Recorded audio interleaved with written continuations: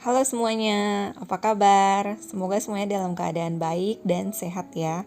Sehat untuk kesehatannya dan sehat untuk dompetnya juga.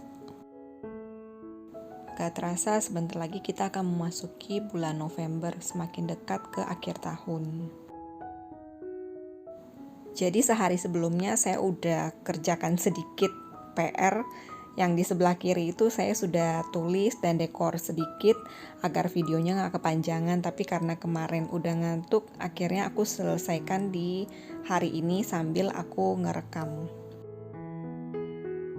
Sambil menyelesaikan template untuk budgeting November ini, aku ingin share ke teman-teman sebenarnya tujuan kita untuk bikin budget bulanan ini apa. Secara garis besar, aku mencatat ada 4 tujuan dalam bikin budget bulanan seperti yang aku lakukan sekarang. Yang pertama adalah tujuannya untuk mencatat pemasukan dan pengeluaran.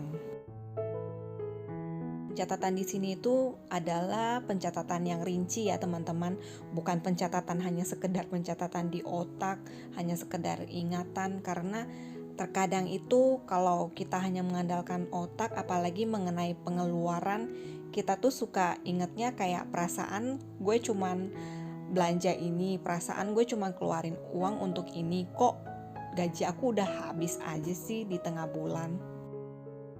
Dengan mencatat secara manual seperti ini membuat aku lebih realistis berapa jumlah uang yang bisa aku tabung setiap bulan dan berapa jumlah uang yang akan aku pakai untuk pengeluaran bulanan aku. Tujuan kedua dari budgeting bulanan seperti ini adalah agar kita sudah menyiapkan pos pengeluaran bulanan yang memang harus kita siapkan setiap bulannya. Dengan adanya pos pengeluaran seperti ini, kita akan lebih hati-hati di dalam setiap spending yang kita lakukan. Dan jika ada sisa uang pun kita akan tahu. Tujuan ketiga adalah untuk menelusuri kembali setiap pembelanjaan kita. Dengan mencatat seperti ini tuh kita bisa mereview kembali setiap expense yang sudah kita keluarkan setiap bulannya.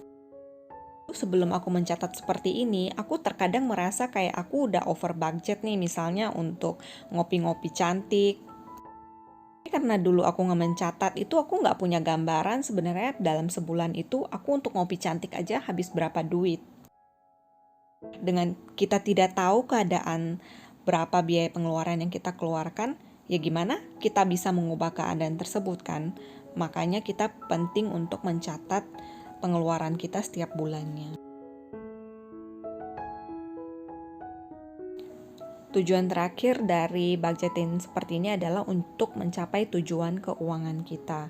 Karena biasanya di pertama kali itu kita akan taruh pos yang namanya pos saving. Jadi itu adalah 4 tujuan dari aku bikin budget bulanan seperti sekarang ini. Di bulan November ini gaji aku masih tetap sama seperti bulan-bulan sebelumnya. Untuk pos saving aku sisakan sekitar 20%-an. Untuk teman-teman yang baru mulai melakukan budgeting seperti ini, sebenarnya mulai menabung dari 10% itu sudah cukup bagus. Pos selanjutnya adalah fixed expense. Seperti biasa di urutan pertama aku ada perpuluhan, kemudian untuk orang tua, dan yang ketiga itu asuransi. Menurut aku asuransi kondisi sekarang itu sangat penting. At least teman-teman menyisakan alokasi untuk BPJS. Karena kalau kita zaman sekarang nggak punya asuransi kesehatan, ketika kita sakit, wah tabungan kita tuh benar-benar bisa terkuras habis. BTW gue bukan agen asuransi ya, tapi ini berdasarkan pengalaman pribadi aku dan melihat di sekeliling aku betapa pentingnya asuransi itu.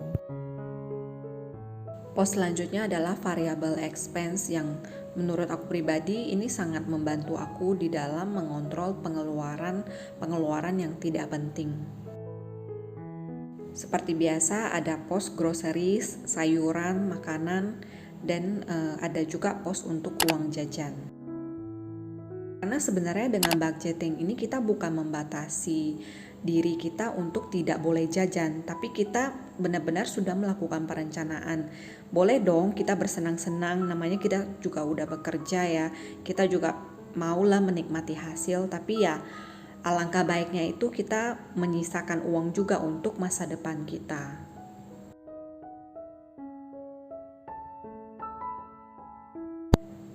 Langkah selanjutnya adalah kita melakukan summary, yaitu untuk total income dan pengeluaran kita di bulan tersebut.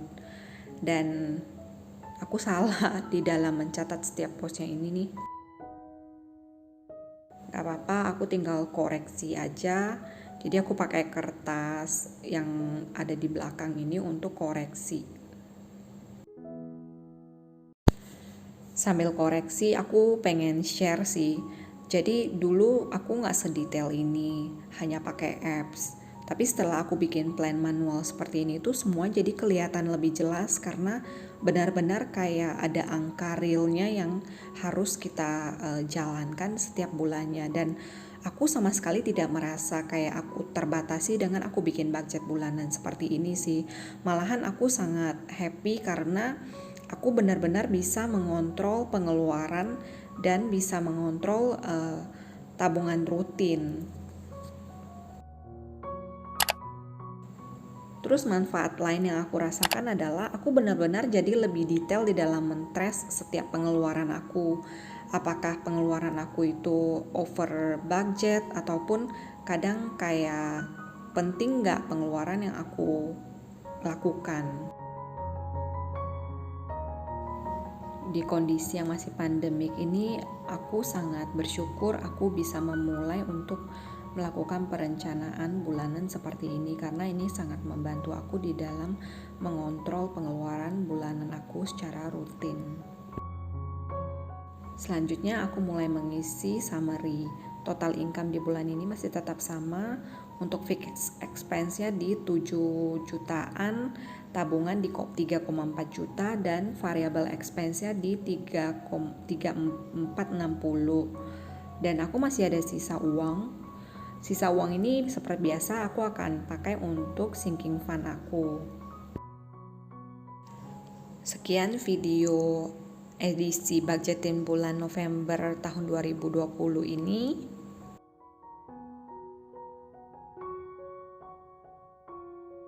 Jangan lupa like, share, komen, dan subscribe apabila video ini bermanfaat untuk teman-teman.